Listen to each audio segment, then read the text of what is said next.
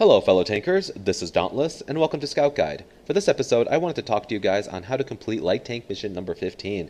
Now, Light Tank Mission number 15 is a very hard mission to complete, especially for the Object 260, requiring you to net 8,000 combined, both damage and assist, and even for me, that's a very high task, a hard task to complete. And I'm pretty good with my light tanks, and so I wanted to share as much wisdom as possible that I have pertaining to this issue. That way those of you that are trying to complete this mission aren't just going in blind, crossing your fingers and just hoping, but will actually have information and knowledge on this subject so that you have the best possible chance of getting this mission sooner rather than later. So we'll just jump right in. The first thing that you should know is that you want to play a vehicle that's either tier 8, tier 9, or tier 10. And this is because higher tier light tanks have higher tier matchmaking, and this equals to more vehicles having more HP because of the higher tier. Obviously, lower tier vehicles are going to just have lower HP, and it's not going to allow you to farm the kind of damage that you need to complete this mission. And second, light tanks that are tier 7 and under, even if you have optics, recon, and situational awareness, such as my WZ-131 here, even with everything decked out, you're still only going to get your maximum view range up to the 430-ish mark, which is not adequate and not ideal. You'll have to run binoculars in order to do this, and that's just too much of a hassle for me. I think you need to be able to have both damage output as well as spotting potential, and those two combined are what's going to help you get this mission. If you look at tier like 6 tanks, for example, even with optics, you're going to get only 426. Now, this is different for light tanks that are premium. The Type 64 as well as the Type 62 are both premium vehicles. Along with this Walker Bulldog, they all have above the 445 minimum view range that you should have when you're completing this mission. And this is because Wargaming won't nerf light tanks that are premium because people spent real money to get them. Tanks like the AMX 12-ton or the ELC, I'm running binoculars on both of them to get that view range up. And so again, I wouldn't recommend playing lower tier light tanks, and I would stick with the higher tier just because you're going to have the good view range, you're going to have better mobility, and there's just going to be so much more HP that you can farm. Alright, so let's talk about which tier is the best for this mission. Now, personally, I think tier 8 is kind of the sweet spot. It allows you to be lower tier in the matchmaking a lot of the time, and when you're bottom tier in a tier 10 game, that means you just have a lot bigger guns at the top being able to get that assist damage for you. You're not going to be relying too much on your own damage until the end of most of the games. Like, it's the end game that you want to be farming the damage, and towards the beginning you want to rely a lot on your allies. And when you play a higher tier tank, like let's say you were in the WZ-132-1, a tier 10 vehicle, if you get normal matchmaking in this thing, you're going to be 1 out of 3 top tier vehicles, and you're going to have to be relying a lot more on your lower tier vehicles to do damage, which alpha damage is lower at lower tiers, etc., and you're going to be relying more on your own gun. And to tell you the truth, I've struggled with the tier 10 light tanks because they are very tricky to play, because light tanks are so dependent on their team, but when you're in a top tier light tank, the team relies on you to carry, and it's just, I don't know, I feel like it doesn't work as well. And so personally, I would be choosing a tier 8 vehicle. If you don't have one, I would go with a tier 9, and then if you don't have one, I would go with a tier 10. Obviously, tier 10 vehicles can get into solid tier 10 games, which there is, again, a lot of spotting potential there as well, but you're going to be going up against other tier 10 light tanks with very good view range and better team compositions, to where if you make a small mistake, you're going to get evaporated. And I find that the solid tier 10 games are usually pretty brutal and can be very difficult to get good damage in. So again, it's completely up to you which tier you choose to play, but personally for me, I really like the tier 8 myself. Now, diving in a little bit into more detail, which tier 8 or tier 9 or tier 10 vehicle do I think is the best for completing this mission? Now, I really like light tanks that are of the Chinese nature, and so because of that, I kind of have a bias, but in my opinion, the WZ-132 is my favorite. It has amazing camouflage, it has a very reliable gun, and it has enough view range to get the job done, and it's just, in my opinion, the perfect light tank. Second to that, I would probably go for the RU-251. The RU-251 is also very low profile, has a great DPM gun. It's a tier 9 vehicle, but it also does a very good job at playing these missions. Beyond that, I think the WZ-132A not my favorite tank, but it's also very competent. I don't play a lot of French light tanks, and their autoloader allows you to do really good burst damage, but they're not as mobile as the Chinese, and in my opinion, they're second to best. But honestly, really any light tank of tier 8 will get the job done. Personally, I would stay clear of the American light tanks because they're pretty high profile. Their camouflage values aren't that good, and their guns tend to be kind of hit and miss. They'll have autoloaders or they'll have derp guns. They're just not good for farming consistent damage, which is something that you're going to want to do when you try to get this Light Tank 15 mission. Oh, and before I forget, obviously you can't leave out Soviet light tanks. They do an excellent job as well. They're very low profile, have good armor, they can get you out of tricky situations, and they're pretty fast as well. And they're obviously Chinese tanks are clones of Soviet tanks, and so Soviets and light tanks work excellent for getting this job done. Next, we'll dive into what to take on your tank in terms of equipment. Now, equipment, I generally, if you're in the tier 8 tank or above, you're going to want to run optics. This is your number one priority. If you can't afford anything else, throw in optics because it's going to bump your view range by 10%. That means if your base view range is 400, you're immediately going to have 440, which is almost the max, and it's going to make you competitive, period. So definitely buy coated optics. I always buy extra coated optics during sales because I want to have extras for pretty much any vehicle I own. I throw optics on.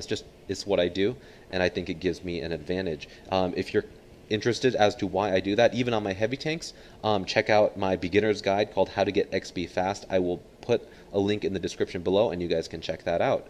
The next item that I would mount on any of my light tanks other than autoloaders would be the medium caliber tank gun rammer, and this is because towards the end of the game you're going to want to be relying on your damage to push yourself over that 8k mark, and so having that 10% increase in DPM is important. And then last but not least, I would run a vertical stabilizer. The vertical stabilizer is going to allow you to make a lot more snapshots while you're driving and actually land a lot more of your shots. If you're playing in an autoloader like the AMX series, I would just switch out my gun rammer for an enhanced gun laying drive, and that will just ensure that you get a lot more precision out of your clip and overall just get more damage. Alright, so let's talk about crew skills. Now, crew skills, depending on the nation, depending on the tank, the amount of crew that each tank has, it's going to vary. Sometimes the radio operator will also be the commander. There'll be a lot of different variations to crew, but generally you'll have 3 or 4 members, and you'll be able to have a 2 to 3 skill crew, which will allow you to maximize the potential of your light tank. Now, the first thing you'll want to do for sure is get Sixth Sense on your commander. I can't stress how important this is enough because a lot of people neglect having Sixth Sense on their light tanks, but realistically, this is the difference between being in the middle of a really good game, almost having it, and then being one-shotted by a tank destroyer because you didn't know you were lit, and actually being able to duck away and then come back and farm more damage. So definitely get Sixth Sense on your commander. The rest of your crew should be trained in camouflage, and you're going to want to have that at 100% on the rest of your crew because it'll help you stay undetected for longer. The second crew skill you should have on your commander is recon, and this will extend your view range a little bit more. And for your driver, or I'm sorry, your gunner, you should have snapshot, which will allow you to hit more targets. You're going to want to have smooth ride on your driver because this will allow you to make, it'll help your reticle stay smaller when you're driving and shooting. And then for your radio operator, you should have situational awareness, which is like recon, and it will allow you to have further vision. Now, as long as you have all those crew skills that I just mentioned, your tank is pretty much set. The only thing that's really missing is having camouflage on your commander, and I would start that once you have your recon maxed out and start it as your third skill. You can choose to go Brother in Arms if you want to as a third skill like I did on this vehicle, and if you have that maxed out and then start camouflage, your tank will be really good to go. Brother in Arms, as you guys know, is like putting on vents on your tank. It'll boost your view range, and it will boost pretty much all the soft stats of your vehicle, which is very helpful.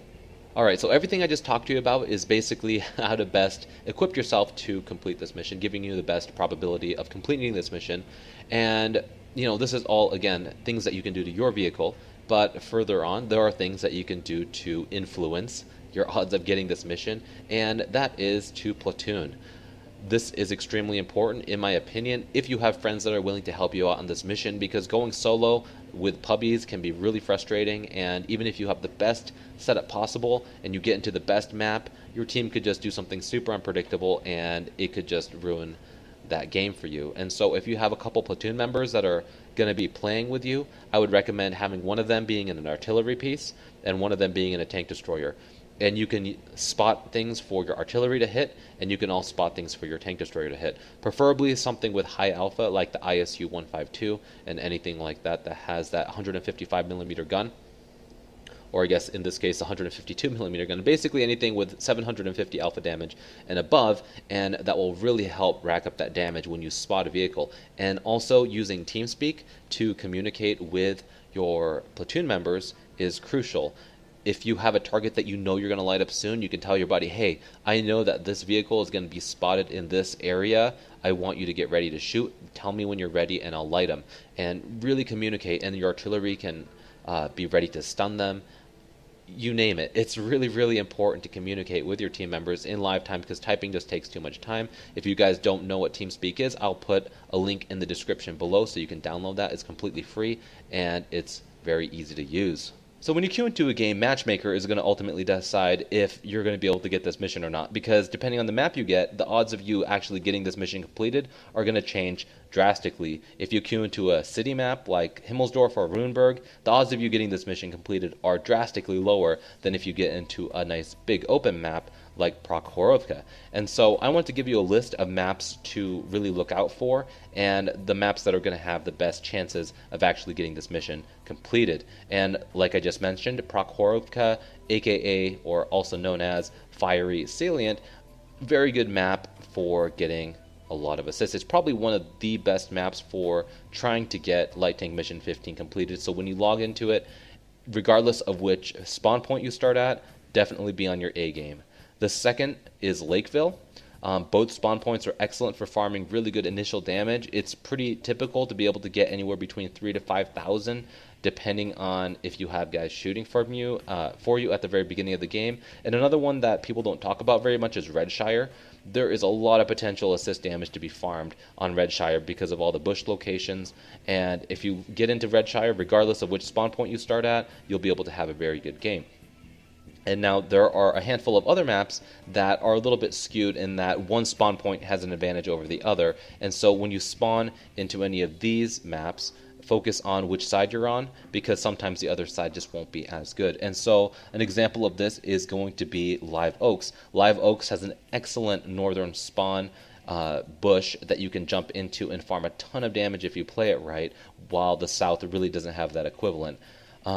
Another map that has a good north spawn is Malinovka. If you obviously if you play this map enough, you'll know that the southern bush is very, very small, and so you just have a lot more risk of getting killed. So the northern spawn in Malinovka is excellent, and then Mountain Pass, the northern spawn is excellent as well, because there's a bush you can conceal yourself in, whereas the south really doesn't have that option. Erlenberg, another excellent map that has a northern spawn that you can take advantage of, and the only map that has an excellent southern spawn instead of a north is Highway. Highway has an excellent bush that you can take from the south. And all of these maps that I just talked to you about, I actually have guides for all of them on how to spot. So if you're unfamiliar with them, I'll put a link in the description below, and you'll be able to check those out for yourself and kind of get a feel for what I'm talking about and the locations that you can use.